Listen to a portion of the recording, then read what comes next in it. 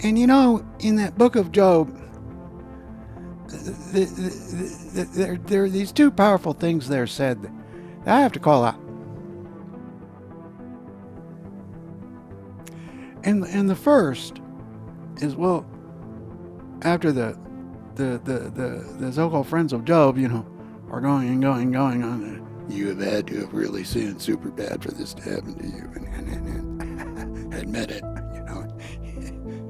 Till an enlightened young fellow comes along and begins to speak wisdom, which opens the way for, all of a sudden, Job is having this deep conversation with the Eternal One.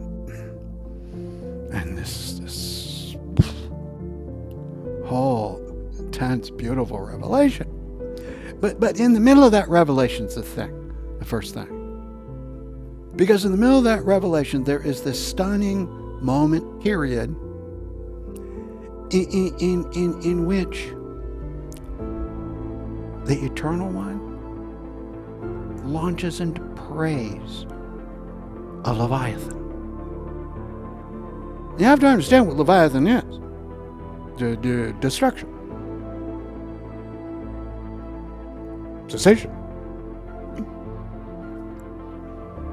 Praise as the greatest of all my creations, all my emanations. You're like, oh, Lord, really? Right. I mean, certainly from the vital and the ego, it's what do you mean? And of course, in a word, that means impermanent and change and transformation. And yes, I understand in the ego grasping, play of desire and fear in it, attachment aversion,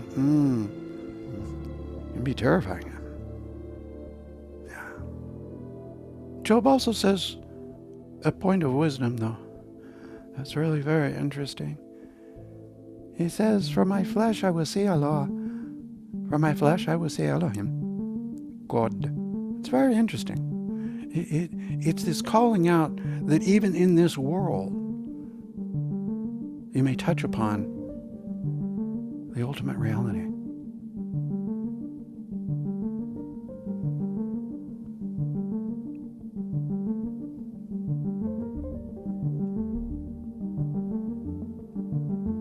And of course, when you get into Ecclesiastes,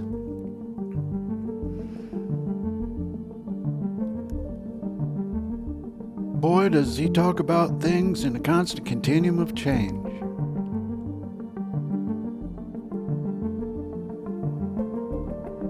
And boy, does he talk about the deep illusory nature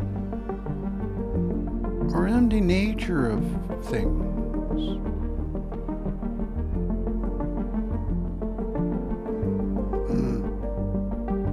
If read, contemplated in Silent Witness, it actually gets quite delightful and luminous, dreamlike as it moves, and there's this release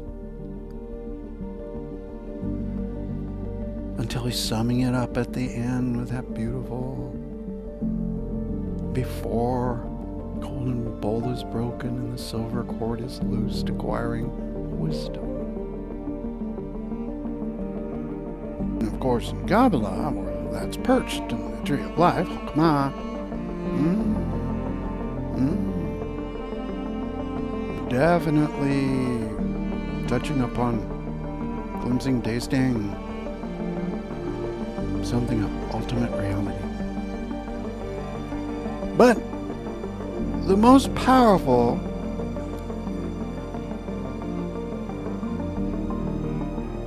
revelation of the groundless ground, impermanence, and definitely the book of Revelation.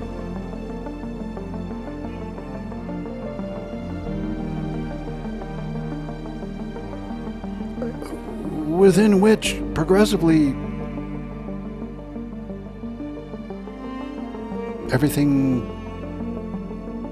goes to Abaddon, everything goes to Leviathan, everything passes into destruction. As a matter of fact, it seems like more than everything passes in destruction is, well, isn't it all gone yet? as you're going through the book. How many roundabouts of that and through one world can it go?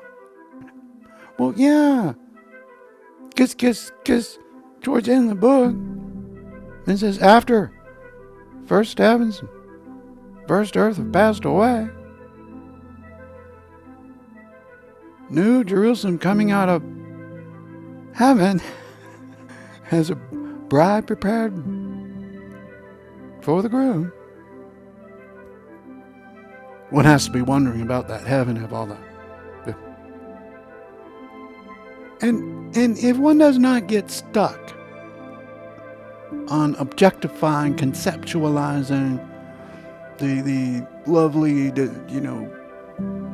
conversation about all the glory, presence, light,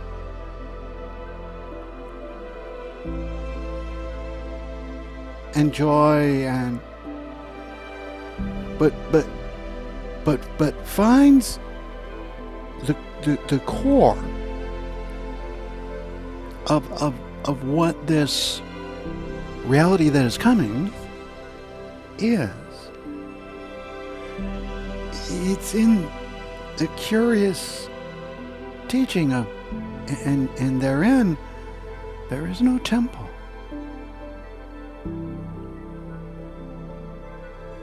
But the temple is eternal being Almighty and the Lamb, Messiah. This awakened enlightenment.